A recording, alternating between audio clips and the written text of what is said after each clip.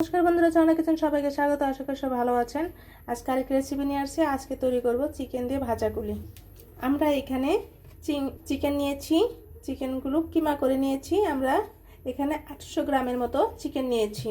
আর আমাদের লাগছে এখানে আমরা গাজর নিয়েছি, মাঝারি সাইজে দুটি, বড় বড় সাইজে দুটি গাজর আমরা কুচি করে নিয়েছি। আর আমরা এখানে আছে বাঁধাকপি, কারণ শীতকালে ছেলেমেয়েরা অনেক আছে, ছেলেমেয়েরা সবজি খেতে চায় না। যদি আপনারা এবার চিকেন ভাজাগুলিতে সবজি দেন তাহলে ছেলেমেয়েরা চেটেপুটে খাবে, এতটাই টেস্ট হয়। আর শীতকালীন আপনি যদি ইচ্ছে করেন আরও সবজি অ্যাড করে দিতে পারেন। আমি এখানে শুধু গাজর আর বাঁধাকপি নিয়েছি। আর এখানে 6 থেকে 7টি কাঁচা লঙ্কা কুচি করে নিয়েছি, 1 চা চামচ করে আদা কুচি এবং রসুন কুচি এভাবে ছোট ছোট করে কুচি করে নিয়েছি। আর বড় সাইজের 2টি পেঁয়াজ কুচি করে নিয়েছি। এখানে আধা চা চামচ পরিমাণের মতো কালো গোলমরিচের গুঁড়ো আমরা শিলপাটায় গুঁড়ো করে নিয়েছি। আর 4টে এলাচ এবং 3 টুকরো দারচিনি নিয়েছি। আর নিয়েছি আমরা 1 চা চামচ পরিমাণের জিরে আমরা তেলে শিলপাটায় বেটে নিয়েছি। 1 চামচ লঙ্কার গুঁড়ো আর আধা চামচ করে হলুদ গুঁড়ো এবং ধনিয়ার গুঁড়ো। খুব সামান্য উপকরণ দিয়ে আমরা আগে পুরটা তৈরি করে নিব। আমরা এখানে একটি কড়াই বসিয়ে দিয়েছি। কড়াই 1 চা চামচ পরিমাণের মতো আমরা সাদা তেল দিয়েছি। এখন পেঁয়াজ কুচি, রসুন কুচি এবং আদা কুচি দিয়ে দিব এর মধ্যে।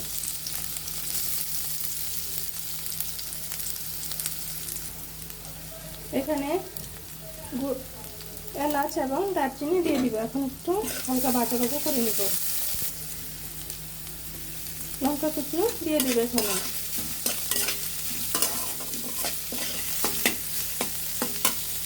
বেশি লালচে করে ভাজবো না, শুধু একটু হালকা করে ভাজা হলেই আমরা এর মধ্যে চিকেন দিয়ে দিব। আমাদের পেঁয়াজ, রসুন এবং আদা হালকা ভাজা হয়ে গেছে। এখন আমরা চিকেনগুলো দিয়ে দিব এর মধ্যে।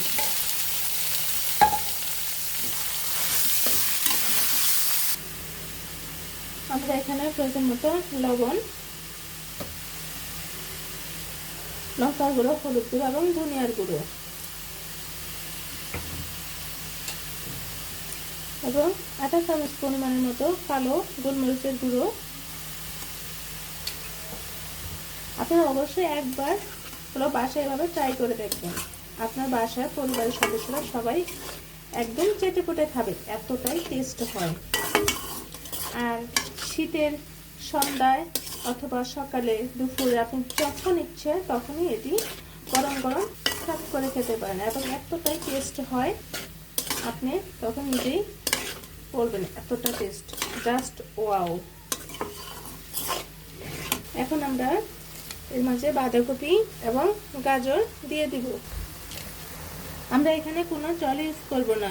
মাংস এবং সবজি থেকে যে একটু পরিমাণে জল উঠছে ওতেই সিদ্ধ হয়ে যাবে। আমরা জল শুকালেই আমরা নামিয়ে নিব। আর এর মাঝে এখন আমরা জিরা বাটা দিয়ে দিব। আপনারা অবশ্যই কমেন্টে জানাবেন চিকেন ভাজাগুলি কেমন হলো। 1 চামচ পরিমাণের মতো গরম মশলার গুঁড়ো দিয়ে এবার একটু ভালোভাবে ধীরে নামিয়ে নিব।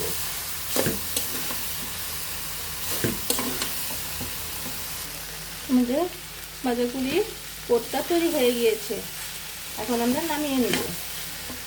নামানোর আগে ঠিক 1 চামচ পরিমাণের মতো আমরা সয়া সস দিয়ে দিব।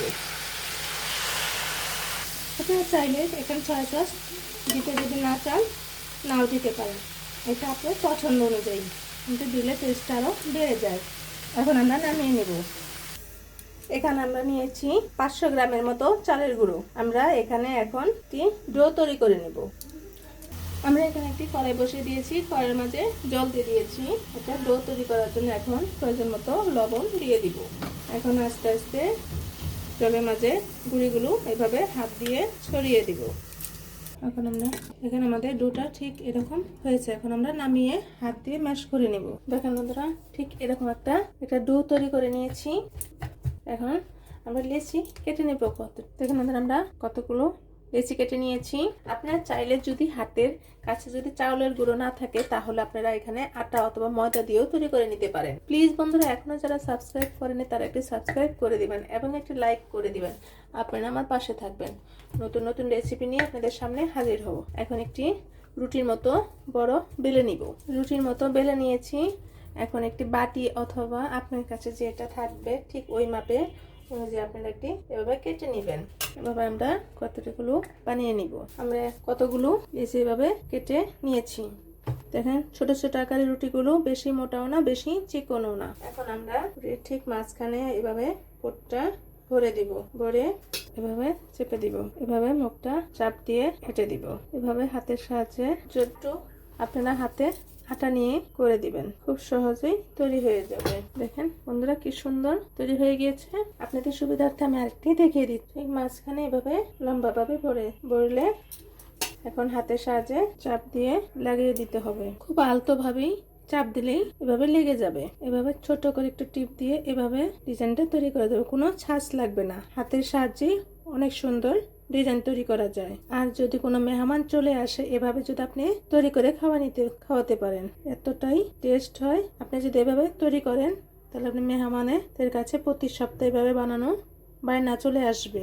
দেখেন এভাবে আমরা সবকটি বানিয়ে নিব। আমরা এখানে করে তেল দিয়ে দিয়েছি। এখন একে একে চিকেন ভাজা কুলিগুলো আমরা দিয়ে দিব। আপনার অবশ্যই চুলার আঁচটা মিডিয়াম টু লোতে রেখে ভেজে নিতে হবে। এখন আমরা উল্টিয়ে দিব। যখন এক পাশ ব্রাউন কালার চলে আসবে তখন কুলিগুলো উল্টে দিতে হবে।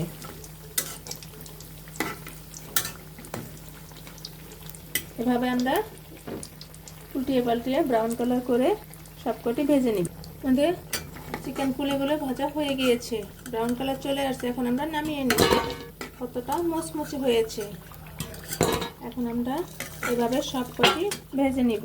দেখুন বন্ধুরা আমাদের চিকেন ভাজাগুলি হয়ে গিয়েছে, কত সুন্দর দেখাচ্ছে। খেতে অনেক অনেক টেস্ট হয়েছে। আপনারা অবশ্যই কমেন্টসে জানাবেন কেমন হলো। ভিডিওটি দেখার জন্য ধন্যবাদ। Thank you.